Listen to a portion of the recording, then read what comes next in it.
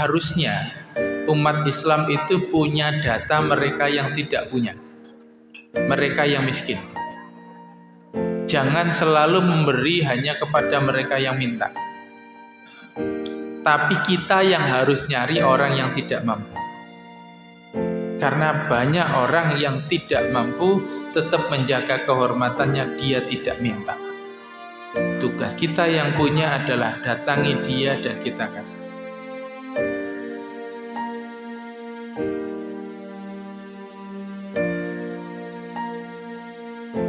Assalamualaikum warahmatullahi wabarakatuh. Alhamdulillah haqqa hamdih. Alhamdulillah hamdan katsiran tayyiban barakan fih kama yuhibbu rabbuna wa yarda. Asyhadu an la ilaha illallah wa asyhadu anna Muhammadan abduhu wa rasuluh. Allahumma salli wa sallim wa an'im ala nabiyyina Muhammadin wa ala alihi wa ashabihi wa man tabi'ahum bi ihsan ila yaumiddin. Amma ba'd. Jamaah salat subuh yang dirahmati Allah Subhanahu wa taala. Syukur kehadirat Allah, di pagi hari ini kita diberikan kelimpahan nikmat, kelimpahan keberkahan, kelimpahan kebaikan untuk sama-sama bisa melaksanakan salat subuh berjamaah. Tentu dengan berbagai keadaan, mungkin ada yang kurang sehat, mungkin ada yang sedang ada masalah dalam hidupnya, tapi melaksanakan ibadah subuh berjamaah itu bagian dari keberkahan yang luar biasa. Karena Rasulullah sampaikan, Allahumma barik li ummati fi bukuriha. Jadi keberkahan itu di pagi hari, maka kita yang mengejarnya. Makanya orang bilang kalau enggak bangun pagi itu rezekinya dipatok ayam. Jadi keduluan karena berkahnya ada di pagi hari. Salat dan salam tak lupa kita sampaikan pada Nabi besar Muhammad sallallahu alaihi wasallam. Kepada beliau kita meniti jalan hidup, semua hal keperluan kita, mulai dari persoalan kamar mandi, mulai dari persoalan tempat tidur sampai persoalan berbangsa, bernegara, tidak ada contoh kecuali kita dapatkan pasti dari sisi Rasulullah sallallahu alaihi wasallam. Jamaah salat subuh yang dirahmati Allah, pagi hari ini saya kemarin ketika diminta, pikiran saya ya paling tidak jauh-jauh dari Isra Mi'raj gitu ya. Apalagi amanahnya kemarin sampaikan tentang persoalan sholat dan kesalehan sosial. Tapi memang persoalan sholat itu tidak boleh terpisah dari persoalan Isra Mi'raj. Karena Isra Mi'raj itu amanah akhirnya adalah sholat. Jadi amanahnya ya, bukan oleh-oleh. Nanti ada yang bilang oleh-oleh Isra Mi'raj itu sholat. Itu bukan oleh-oleh, tapi amanah. Karena kalau oleh-oleh itu boleh dipakai, boleh tidak. Itu oleh-oleh. Bapak Ibu jalan-jalan umroh, pulang bawa gantungan kunci dibagi ke temennya, itu oleh-oleh. Boleh dipakai, boleh tidak. Nah, Nabi Muhammad Isra Mi'raj dapat sholat itu bukan oleh-oleh. Karena kalau oleh-oleh boleh dipakai, boleh tidak. Ini bukan oleh-oleh, tapi ini amanah. Kalau amanah wajib. Nah, ini amanah, bukan oleh-oleh. Nah, berbicara tentang sholat ini dan kaitannya dengan Isra Mi'raj itu, kita harus paham dulu bahwa Isra Mi'raj itu kegiatan yang sebenarnya hanya satu malam tapi kisahnya paling panjang. Jadi kalau belajar hadis, kita akan menemukan hadis yang panjang itu dua. Pertama hadis tentang hari kiamat, itu kayak cerpen, panjang sekali. Yang kedua hadis tentang Isra Mi'raj, itu juga panjang sekali. Jadi bercampur aduk antara sahih dan dhaif, itu campur. Karena di situ berbagai riwayat disampaikan. Jadi panjang sekali. Nah, yang panjang itu ada latar belakangnya, ada asbabnya. Yang asbab ini sebenarnya sama seperti yang kita alami semua. Apa itu? Yakni persoalan hidup yang menyedihkan, Makanya Isra Mi'raj itu sering para ulama menyebutnya sebagai hiburan bagi Nabi yang terjadi ketika terjadi Amul Huzn, tahun kesedihan. Kenapa disebut tahun kesedihan? Karena di tahun itu istri Rasulullah Khadijah wafat. Yang kedua paman Rasulullah Abu Talib juga wafat. Dua orang yang membantu betul dakwah Nabi wafat. Di situ butuh hiburan. Tapi tentu bukan sekedar hiburan. Kalau hiburan sekedar melalaikan, itu nggak menyelesaikan masalah. Kita misalnya punya masalah di rumah, tiba-tiba udahlah jalan-jalan aja keluar, itu nggak nyelesain masalah. Ini hiburan yang menyelesaikan masalah. Jadi bukan sekedar hiburan saja, tapi menyelesaikan masalah. Nah, menyelesaikan masalah ini dalam persoalan Isra Mi'raj biasanya yang dibahas para asatid itu nanti di surat Al-Isra. Karena yang ada di dalam Quran itu kata Isra, seolah-olah Mi'rajnya nggak ada, padahal ada. Nah, kita hari ini akan bahas tentang Mi'rajnya. Jadi nggak hanya ada surat Al-Isra, tapi ada surat namanya Mi'raj. Loh, mana ada surat Mi'raj? Nah, Mi'rajnya nggak ada, tapi jamaknya ada, yakni surat Al-Ma'arij. Surat Al-Ma'arij. Karena di situ nanti bahas tentang sholat. Karena disitulah sebenarnya nanti letak bagaimana Al-Ma'arij ini yang maknanya adalah tempat yang tinggi. Mi'raj itu naik ke tempat yang tinggi. Yang di situ nanti dapat amanah sholatnya itu. Nah, maka disebut surat Al-Ma'arij. Di samping di situ ada kalimat Dzil Ma'arij. Minallahi dzil ma'arij ta'rujul malaikatu warruhu ilaihi fi yaumin kana miqdaruhu 50 alf sanah. Jadi Mi'raj dari Ma'arij itu sama. Nah, di situ nanti kita belajar. Nah, kata Mi'raj yang naik ini seringkali difahami hanya ya kalau gitu persoalan vertikal saja. Urusan sholat itu urusan kita kepada Allah saja. Padahal urusan sholat ini bukan hanya urusan vertikal saja. Nah, ini yang nanti harus kita pahami, sholat yang harusnya mencerminkan kesalehan sosial. Makanya Allah sampaikan innas salata tanha 'anil fahsya'i wal munkar, itu menunjukkan kepada kita bahwa sholat itu tidak boleh hanya sekedar gerakan saja, bacaan saja, tapi harus lahir setelah itu sesuatu. Makanya yang paling mudah biasanya kita baca di dalam surat Al-Ma'un, fawailul lil musallin. Celakalah orang yang sholat. Dulu kok orang sholat tapi celaka? Ya, karena Umar ibn Khattab radhiyallahu anhu menyampaikan aktsarun nas mimma yusallun walam yuqim shalah. Kebanyakan kita itu sudah sholat tapi belum muqimus shalah, belum mendirikan sholat.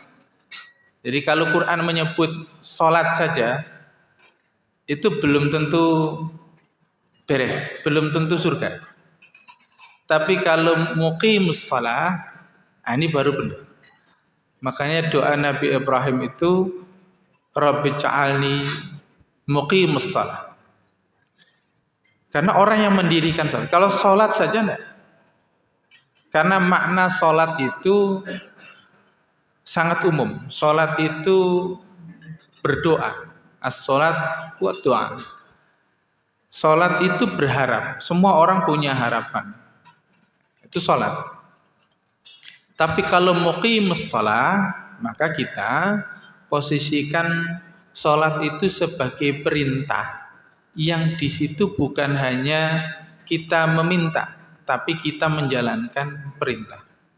Makanya berdoa itu seringkali salah kita fahami kalau berdoa itu nuntut. Jadi doa itu meminta, bukan menuntut. Nah, kita kalau seringkali berdoa itu kira-kira nuntut apa minta. Kalau minta itu kita butuh. Kita butuh, tapi haknya Allah yang ngasih. Kalau nuntut itu merasa perasaan hak kita. Jadi kalau kita doa nggak dikasih-kasih kemudian bilang, ya Allah kapan dikasihnya? Saya sudah banyak beramal. Itu nuntut namanya. Itu bukan minta. Itu nuntut karena merasa hak kita. Padahal tidak ada hubungan antara terkabulnya doa dengan amal kita. Tidak selalu. Tidak selalu. Karena terkabulnya doa itu bisa jadi tidak hari ini. Doa Nabiullah Ibrahim ketika membangun Ka'bah kemudian berdoa ingin dijadikan di situ ada seorang rasul, itu dikabulkan sekitar 2400 tahun berikutnya setelah Nabi Ibrahim wafat. Karena setelah itu 2400 tahun baru Rasulullah Muhammad SAW dilahirkan. Jadi dikabulkannya doa tidak 1 hari 2 hari, itu bisa 1000 tahun lebih. Kita berdoa hari ini kita tidak tahu dikabulkan, mungkin untuk kita, mungkin untuk anak kita, mungkin untuk cucu kita. Maka tugas kita itu yang penting berbuat baik. Salah satu riwayat misalnya tentang Nabiullah Khidir yang mengajarkan kepada Nabi Musa, kenapa Nabiullah Khidir kemudian bangun tembok yang mau roboh punya anak yatim itu. Salah satu yang kemudian Allah sebutkan dalam Al-Quran adalah kana abuhuma salihah. Bapaknya 2 anak ini soleh. Karena bapaknya soleh, anak itu dijaga. Jadi kalau kita pengen jaga anak kita biar Allah jaga, bahkan setelah kita tidak ada, caranya cuma satu, solehkan diri kita. Cuma itu saja. Allah yang jaga. Kalau kita jaga dengan uang, dengan pendidikan sebesar apapun, tapi kitanya tidak soleh, ya belum tentu Allah jaga. Kitanya dulu. Nah, kembali kepada persoalan sholat dalam Isra Mi'raj yang diawali dengan persoalan hidup Nabi yang disebut dengan Amul Husni, maka di dalam surat Al-Ma'arij juga Allah sebutkan persoalan sebelum nanti ngomongin tentang sholat. Apa itu? Di dalam surat Al-Ma'arij ayat 19 Allah sebutkan innal insana khuliqa halu'an idza massahu syarru jazua wa idza massahu khairu manu'a illal musallin. Nah, ini yang kita bahas. Manusia itu diciptakan memang dengan keluh kesah. Secara umum gampang ngeluh. Secara umum gampang ngeluh, gampang menderita, gampang curhat, apapun itu. Apapun jadi masalah. Kita itu kadang-kadang hidup itu apapun dikomentari jadi negatif. Jadi enak-enak tidur, ada azan aja kadang-kadang sudah azan lagi. Nah, itu apa aja bisa dikeluhkan. Itu manusia. Tapi keluhan ini ada yang negatif. Yang negatif ini yang kemudian Allah sebutkan jangan sampai nanti ada di dalam diri kita. Apa itu? Idza massal syarru jazua wa idza massal khairu manu'a. Kalau dia punya hal yang buruk langsung sedih. Begitu dapat kebaikan jadi gigir. Nah, ini yang enggak boleh. Sesuatu yang buruk itu tidak langsung menjadi hal buruk bagi kita. Bahkan bisa jadi kebaikan bagi kita, bahkan bisa jadi kebaikan buat orang lain. Apapun itu. Musibah apapun pada dasarnya tidak selalu negatif. Maka kalimat Quran inna ma'al usri yusra. Al-usr tapi disebutkan yusra. Al-usr pakai alif lam. Itu artinya di situ keburukan itu cuma satu, tapi kemudahannya banyak. Kebaikan itu lebih banyak. Bahwa ada bencana iya, tapi kalau kita pikir ulang, hikmahnya itu bisa jadi lebih banyak. Makanya sebenarnya tidak patut orang kemudian menjadi terlalu sedih. Makanya kalau Quran menyebutkan kalau kita sudah istiqomah, maka yang kita alami adalah la khaufun alaihim wa lahum yahzanun. Jadi enggak perlu banyak sedih. Bahwa hidup ada persoalan, ya, enggak ada manusia enggak punya masalah. Kalau enggak pengen punya masalah ya enggak hidup. Tapi setiap masalah itu pasti ada hikmah di sana, ada kebaikan di sana. Nah, cirinya orang yang nanti banyak keluhan itu kadang sedihnya nggak seberapa, tapi perasaan sedihnya mendalam. Jadi terlalu didramatisir. Jadi agak lebay kalau hari ini.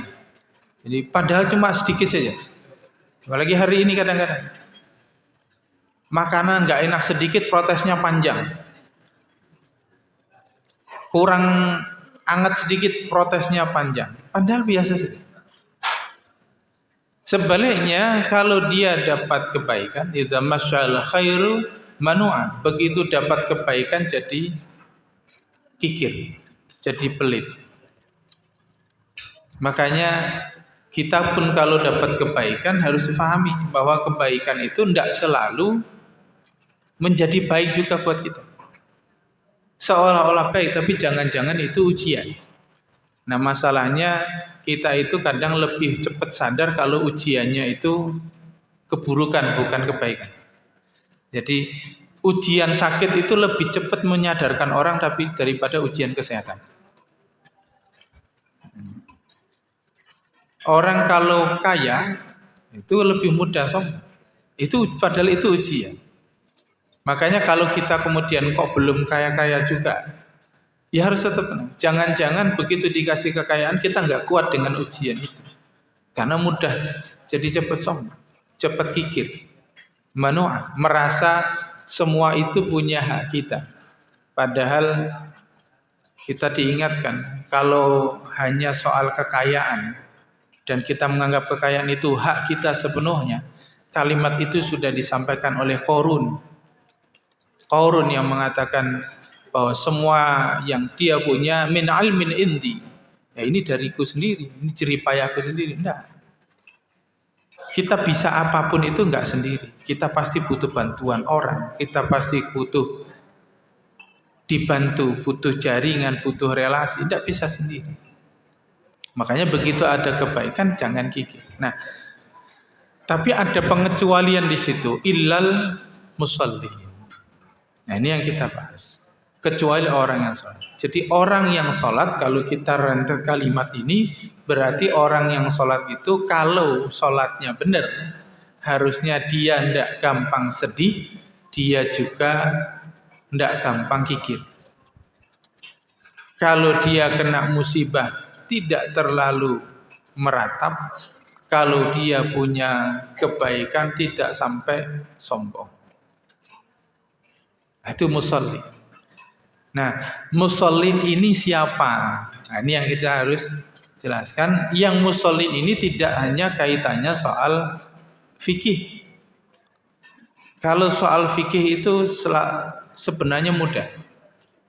Bahkan saya kadang-kadang bercanda kalau di kampus itu. Bisa nggak orang non-muslim itu sholat?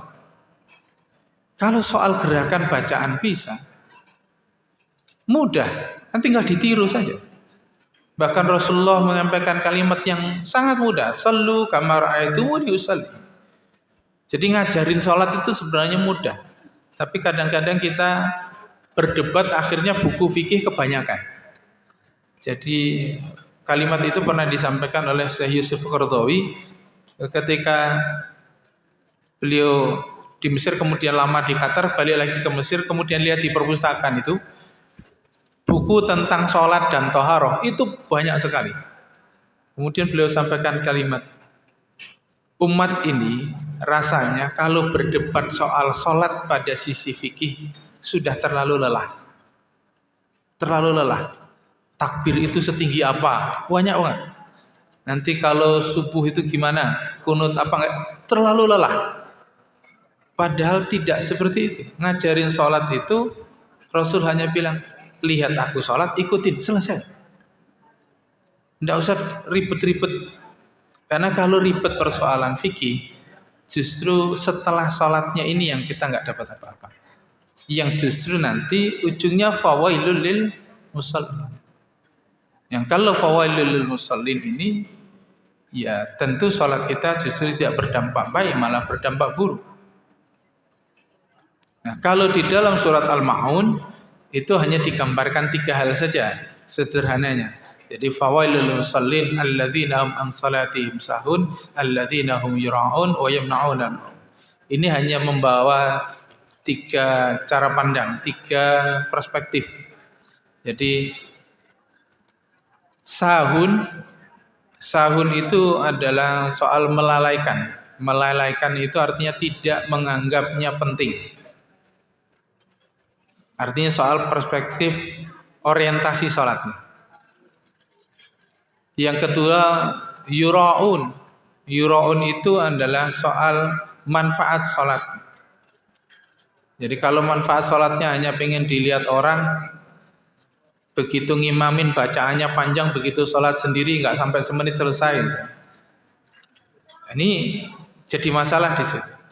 Kemudian wayam naun al maun, yakni pasca sholatnya ini membawa kebaikan atau tidak.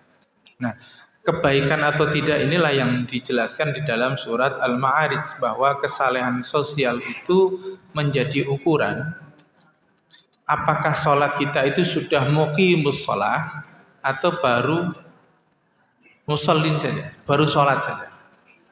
Nah, di dalam surat Al-Ma'arij nanti dilanjutkan sampai ayat ke-35 itu beberapa, nanti saya coba ringkas agar waktunya cukup. Yang pertama Allah sampaikan adalah alladzina hum an salatihim daimun, yakni mereka yang sholatnya didawamkan. Apa maksudnya? Bukan hanya soal sholat saja. Para mufassir mengatakan yang poin penting di situ adalah kata daimun, yakni kebaikan itu yang didawamkan, yang dilakukan terus-menerus, mudawamah. Makanya Rasulullah sampaikan ahabbul amali Allahi dawamu hawa in qalla. Amal yang dicintai Allah itu adalah yang mudawamah, yang terus-menerus meskipun sedikit. Jadi jangan tiba-tiba pengen sedekah 100 juta. Sudahlah 2000 saja tapi rutin seminggu sekali atau setiap hari. Karena rutinitas itu yang menjaga hidup kita. Salat juga sama. Rasulullah sampaikan as-salawatul khams, salat 5 waktu itu dia yang menjadi tameng. Pengen melakukan keburukan, masuk waktu salat. Pengen melakukan keburukan, masuk waktu salat lagi. Dia jadi tameng. Itu dawam, terus menerus. Jadi kalau kita punya kegiatan yang baik yang kita lakukan dengan istiqomah, dia akan jadi tameng. Jadi tameng. Nah, salat itu harusnya jadi tameng. Itulah kenapa inna sholata tanha 'anil fahsya'i wal munkar. Kalau dia dilakukan secara mudawam, bukan angin-anginan. Mumpung ada masalah tahajudnya kencang, begitu masalahnya selesai tahajudnya selesai. Nah, ini juga masalah. Jadi tahajud itu tidak usah banyak-banyak. 2 rakaat saja cukup. Nah, tambah 1 witir boleh. Enggak usah banyak-banyak, tapi rutin. Jangan begitu tahajud langsung berapa puluh rakaat habis itu selesai. Jadi dawam. Maka dalam hidup kita, kalau kita tidak ingin banyak mengeluh, jalan pertamanya adalah miliki amal baik yang kita lakukan secara mudawam. Apapun itu. Kalau kita punya itu, orang nggak ngeluh. Nah, sebaliknya, kok kita sering ngeluh? Sering ngeluh itu tandanya kita tidak punya amal baik yang kita langgengkan. Apapun itu. Mau sekedar senyum sama orang, mau sekedar ngucapin salam, mau sekedar sedekah yang sangat sedikit, tapi terus menerus. Itu yang membuat kita tidak mudah mengeluh. Kenapa? Karena kita punya hal yang kita cita-citakan jauh lebih tinggi daripada masalah yang kita miliki. Misalnya berbuat baik sama orang dalam konteks dipanggil kemudian kita noleh, dipanggil noleh. Itu hal sederhana.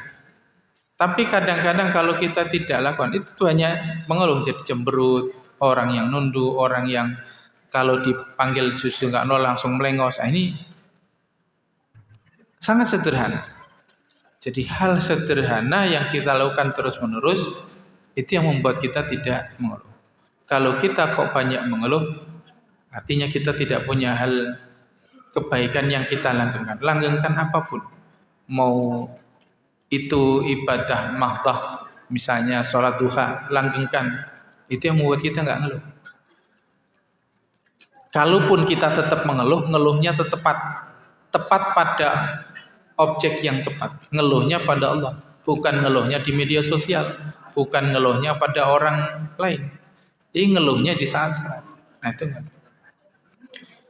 Sehingga kalau kita punya amalan yang mudawamah, sebenarnya hidup kita itu menjadi tenang dan orang mudah mendeteksi kita ini siapa. Orang yang jujur itu bukan sekali jujur, tapi memang setiap hari jujur. Dermawan itu bukan sekali ngasih, memang setiap kali ada kebutuhan dia ngasih. Itu dermawan. Sehingga kita kalau mendeteksi ini orang baik itu karena tiap kali melakukan sesuatu pasti baik. Bukan kadang baik kadang enggak. Kalau kadang baik kadang enggak, ya kita juga malas pada orang yang seperti itu. Nah, itu dah. Yang kedua, ini yang agak berat. Jadi ini tahapannya, kalau di dalam tafsir itu ada yang memberikan gambaran bahwa tahap ini sebenarnya bukan hanya 1, 2, 3 tapi tahapan. Begitu yang satu selesai, nanti baru meningkat satunya.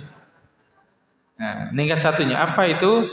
Walladzina fi amwalihim haqqun ma'lum lis-sa'ilin wal mahrum.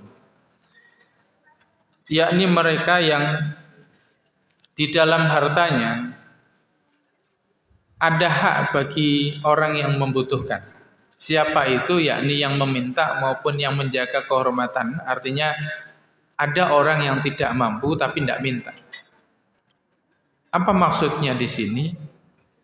Kalau kita sudah terbiasa melakukan kebaikan, maka kita harusnya bisa menyisihkan haqqum maklum, mana hak yang memang bukan milik kita. Artinya apa? Orang itu tidak akan mengeluh kalau punya investasi. Investasi pada sesuatu baik yang kita tahu maupun yang kita tidak tahu. Makanya kita punya tabungan. Kalau kita punya tabungan, pengen suatu hari beli rumah gampang. Andai ada bencana juga kita tenang. Itu namanya lis-sa'ilin wal mahrum. Kadangkala memang kita tahu kebutuhan itu, kadangkala kita tidak tahu. Nah, maka dalam hal ini investasi ini bukan hanya urusan dunia. Urusan dunia kita punya investasinya, urusan akhirat kita punya investasinya. Kalau itu kita miliki, hidup kita tenang. Kenapa hidup kita nggak tenang? Karena nggak punya tabungan. Gaji hanya cuma sampai tanggal 10. Begitu sudah tanggal belasan udah pusing lagi. Nggak punya tabungan. Begitu kita punya tabungan, tenang. Itu namanya walladzina fi amwalihim haqqum ma'lum. Kita tahu kok itu butuh. Kita tahu, maka kita harus punya investasi. Baik investasi dunia maupun investasi akhirat. Kita nggak tahu mati kapan. Ya sudah, banyak sedekah. Kita nggak tahu anak kita nanti, berikan kebaikan.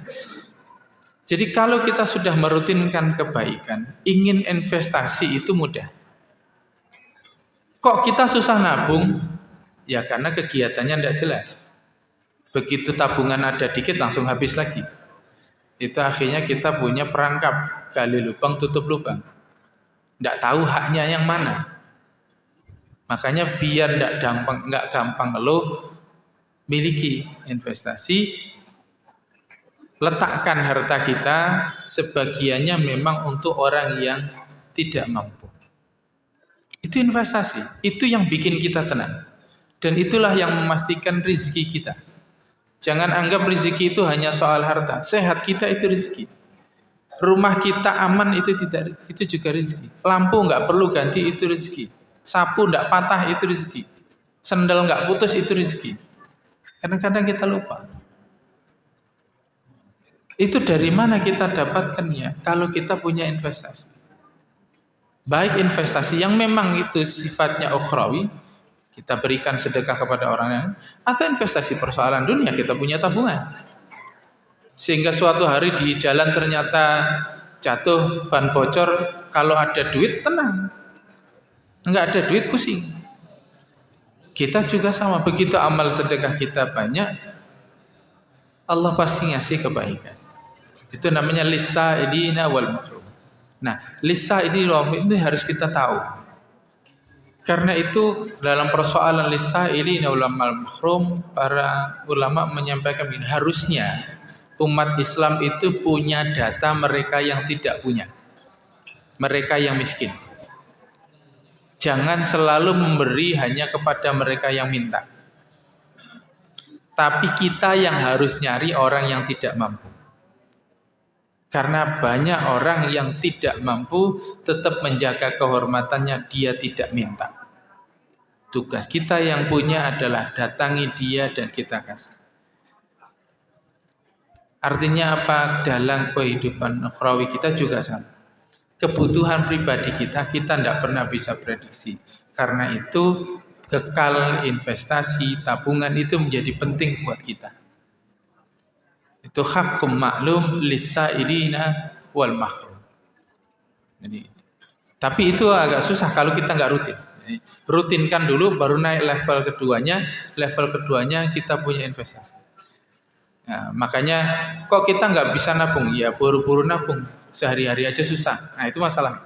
Makanya selesaikan kebutuhan sehari-hari, baru kita bisa investasi. Itu nabung. Itu level yang kedua. Kemudian yang ketiga, walladzina yusaddiquna biyaumiddin. Orang yang tidak mengeluh itu adalah mereka yang membenarkan hari pembalasan, ad-din. Ad-din itu artinya sebenarnya dari kata dain, yakni soal tinggi dan rendah. Makanya dainun, hutang itu persoalan tinggi dan rendah. Agama itu soal khalik dan makhluk. Itu disebut dengan din. Yaumuddin, hari pembalasan. Pembalasan oleh yang paling berhak memberikan balasan, yaitu Allah Subhanahu wa taala. Apa maksudnya? Kesadaran akan adanya balasan membuat kita tenang. Kenapa kita tidak tenang? Karena kita tidak tahu balasannya apa. Karenanya Imam Syafi'i misalnya dalam hal belajar menyampaikan, kalau orang tidak mau berlelah dengan belajar, maka dia pasti akan berlelah dengan kebodohan. Ya pasti. Karena dia nggak tahu balasannya apa. Loh, nanti kalau begini dapat apa, begini. Kalau tahu segala hidup kita konsekuensinya, gampang.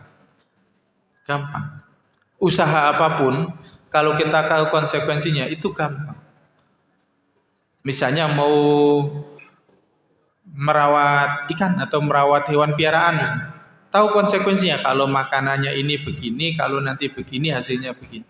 Kalau tahu konsekuensinya gampang, kita tenang.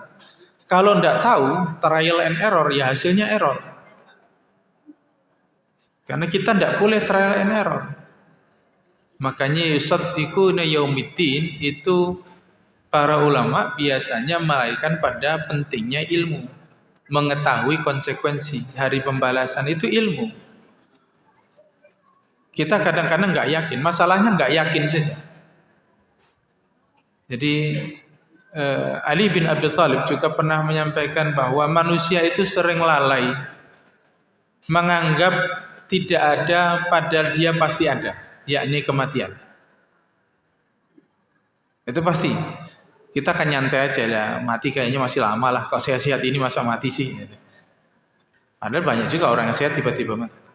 Jadi pasti, tapi kita lalai. Tapi sebaliknya manusia itu mengejar yang tidak pasti dan dia sibuk di sana. Apa itu? Yakni hari esok. Hari esok itu kan belum pasti. Tapi kita kejar itu. Kita kejar. Kalau bisa kita siapin macam-macam, kita tabung kiri jalan macam-macam. Padahal kita tak tahu besok terjadi apa sebenarnya. Besok itu masih misteri. Nah, kita kadang-kadang terlalu sibuk mikirin besok sampai nggak bisa menikmati hari ini. Itu banyak itu. Besok gimana? Sudah nikmati saja hari ini dulu. Urusan besok, tugas kita adalah membekalinya saja dengan usaha dan doa. Mau kita siapkan macam-macam, perjalanan itu bekalnya macam-macam, tiba-tiba kendaraan mogok, ya selesai. Makanya yusaddiquna yaumiddin. Yakinlah bahwa yang baik akan dapat kebaikan, yang buruk dapat keburukan. Tapi keyakinan ini harus dimodali. Nah, dimodali dengan ilmu. Kemudian walladzina hum min azabi rabbihim musfiqun, yakni mereka yang dengan azab Allah dia takut. Musfiqun itu dari kata syafaq. Syafaq itu sebenarnya merah senja sore. Syafaq itu sore, itu senja sore itu. Yang orang Arab itu kalau melihat senja sore yang kuning itu selalu berharap dan takut, khauf dan roja. Karena orang itu kalau sore hari menjelang malam itu pikirannya akan dua. Kalau dia mendapatkan sehari kebaikan, maka dia berharap balasannya kebaikan. Kalau seharian dia melakukan keburukan, dia takut begitu nanti tenggelam nggak terbit lagi. Takut malam itu. Akhirnya kemudian dia mendapatkan hukum. Jadi senja itu sesuatu yang menakutkan. Makanya bi'adzabi rabbihim musyfiqun. Kita itu kadang-kadang kenapa tidak takut? Ya karena tidak tahu. Pedihnya tidak tahu. Kenapa tidak tahu? Apalagi nggak merasa. Misalnya begini, kalau kita ditanya, apakah orang bodoh bisa bahagia? Kalau kita katakan bisa, nah alamat kita nggak akan jadi pinter. Karena kita anggap bodoh aja bisa bahagia. Itu problem. Apakah orang nggak punya agama bisa bahagia? Bisa ya. Alamat kita nggak serius agamanya. Problemnya di situ. Karena kita tidak tahu azabnya apa, sehingga kita tidak masuk dalam kategori musyfiqun, orang yang takut itu. Maka coba cari. Memang apa sih masalahnya orang nggak beragama? Apa sih masalahnya orang nggak sholat? Begitu kita faham, rasa-rasanya nggak mungkin kita nggak beragama. Rasa-rasanya nggak mungkin kita nggak sholat. Tapi kenapa kita nggak takut? Ya karena kita nggak tahu, merasa nyaman saja. Nah ini yang jadi masalah. Inna azab rabbihim ghairu ma'mun. Ini kalimat selanjutnya bahwa azab Allah itu tidak akan aman bagi siapapun. Artinya azab Allah itu pasti sampai pada siapapun dan apapun yang kita lakukan. Walladzina hum li furujihim hafizun illa ala azwajihim aw ma malakat aymanuhum fa innahum ghairu malumin faman ibtagha wara'a dzalika fa ulaika humul adun. Nah, yang kelima ini persoalan orang itu tidak akan mengeluh, tidak mudah mengeluh kalau dia mampu menahan syahwatnya. Menahan syahwatnya itu apa? Menahan syahwat itu artinya mengetahui skala prioritas. Kalau kita tidak bisa membedakan mana prioritas mana tidak, maka sampai kapanpun hidup kita tidak akan tenang. Karena kita akan melakukan sesuatu yang tidak prioritas. Justru yang prioritas dia nggak kerjakan. Misalnya membeli sesuatu. Membeli sesuatu harus tahu prioritas. Begitu nggak tahu prioritas, kita lebih sering kecewa. Begitu kita beli sesuatu harusnya tahu prioritas. Prioritas dalam membeli artinya kita paham mana keinginan, mana kebutuhan. Kita kalau beli sesuatu dasarnya keinginan atau kebutuhan. Kalau dasarnya adalah keinginan, itu bukan prioritas. Kalau dasarnya kebutuhan itu prioritas. Kenapa disebutkan di sini orang yang menjaga kemaluannya itu ada yang dibolehkan, ada yang tidak. Yang dibolehkan itu adalah li azwajihim aw ma malakat aymanuhum. Kalau pada istri-istrinya boleh, artinya di situ kebutuhan yang dibolehkan haknya. Tapi selain itu tidak boleh. Selain itu tidak boleh. Artinya harus tahu prioritas. Kita kadang-kadang lupa prioritas. Kalau kita hidup bisa memilih mana prioritas, kita tenang. Misalnya nanti kita akan mendekati waktu pemilu. Kalau kita diminta begini, kita fanatik partai misalnya. Karena nanti waktu pemilu kadang-kadang gitu. Pilih mana partai yang kita ikuti bubar apa keluarga kita bubar.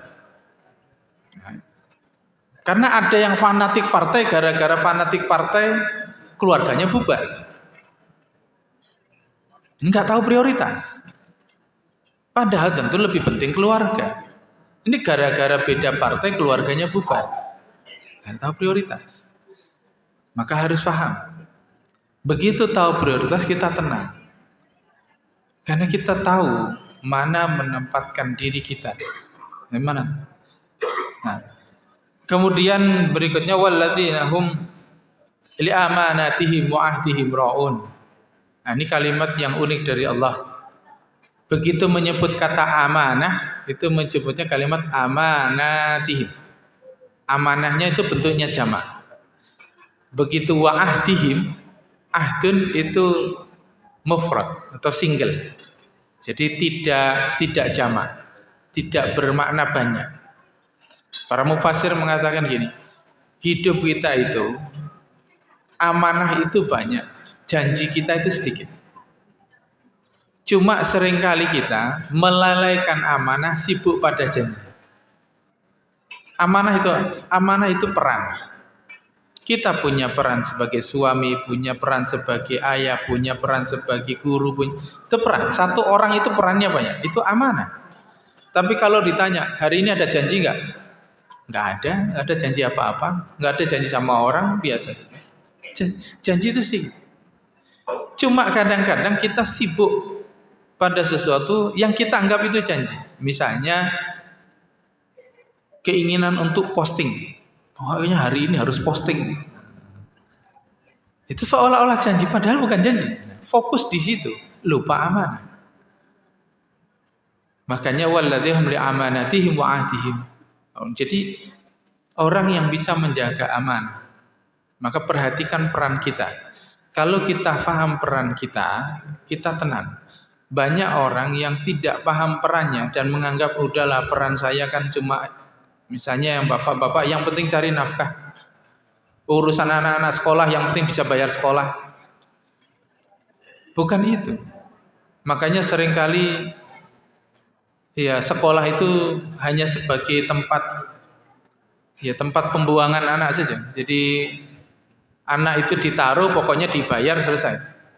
Pokoknya pengennya anak kalau ditaruh keluarnya pinter jadi soleh. Orang tuanya nggak mau tahu. Nah ini yang keliru. Padahal orang tua punya tanggung jawab di situ. Sehingga sekolah itu seringkali kalau di pesantren itu disampaikan, pesantren itu bukan pesulap. Pesantren itu hanya tukang ukir. Sekolah itu tukang ukir. Kayu itu kalau diukir bagus jadi bagus. Tapi tergantung bahannya. Tergantung bahannya. Anak kita itu ya kayu itu. Kita masukkan sekolah yang bagus jadi bagus. Tapi begitu keluar, kalau memang bahannya nggak bagus, ya cepat rusak. Kayunya nggak bagus dipukul sedikit patah. Maka tergantung kualitas bahannya. Bahannya dimulainya dari rumah. Karena sekolah itu cuma tukang ukir.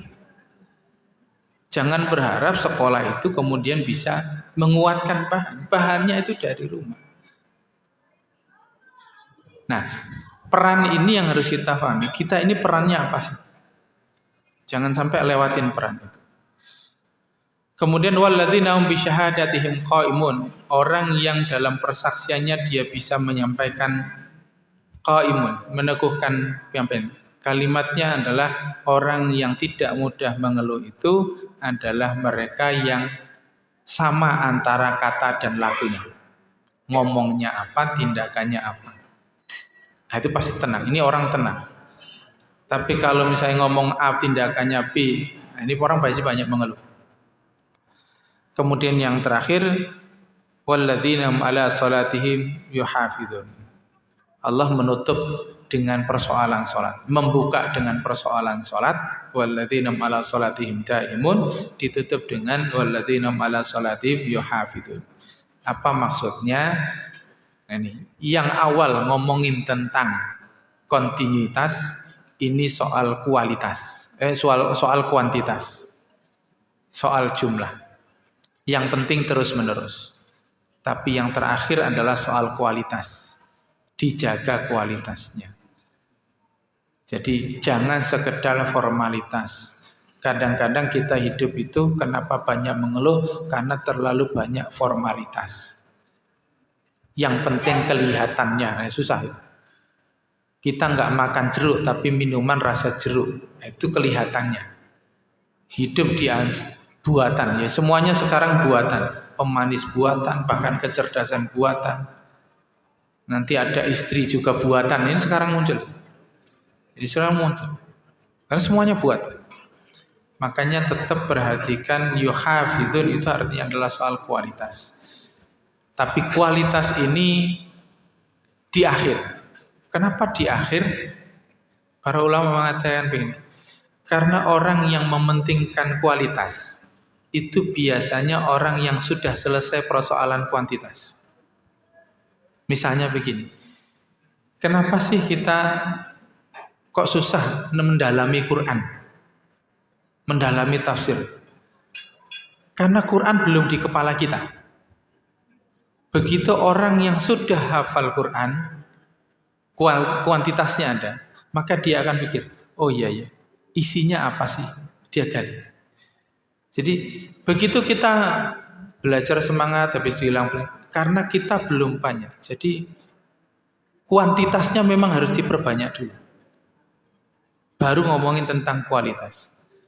Jadi umat Islam itu di Indonesia ini banyak secara kuantitas, tapi belum memikirkan soal kualitas. Nah, di situ memang persoalan akhir yang harus kita diskusikan lebih detail, kita siapkan lebih detail. Sehingga ulaika fi jannatin mukramun, mereka yang nanti di dalam surga dalam keadaan mulia. Nah, uniknya dalam mufasir ada yang bilang ini di dalam tafsir Al-Munir, Ahbaz Zuhaili itu sampaikan kenapa fi jannatin mukramun, ada yang di surga yang di situ dimuliakan. Memang ada di surga yang tidak dimuliakan. Ternyata kalau kita nanti banyak baca buku, misalnya salah satu di kitab Ihya itu, orang yang terakhir masuk surga itu adalah orang yang diambil dari neraka karena dia pernah mengucapkan kalimat syahadat 1 kali dalam hidupnya, dan dia masuk surga dalam keadaan malu. Jadi masuk surga dalam keadaan malu, bukan dimuliakan, malu. Nah, kita tuh jangan sampai, ya mungkin akan diberikan kehormatan, tapi kitanya yang malu karena merasa tidak layak. Nah, maka pantaskanlah diri memang untuk bisa dihormati. Disitulah fi jannatin mukramun. Demikian, mohon maaf jika ada salah dan kurang. Billahi taufiq wal hidayah. Assalamualaikum warahmatullahi wabarakatuh.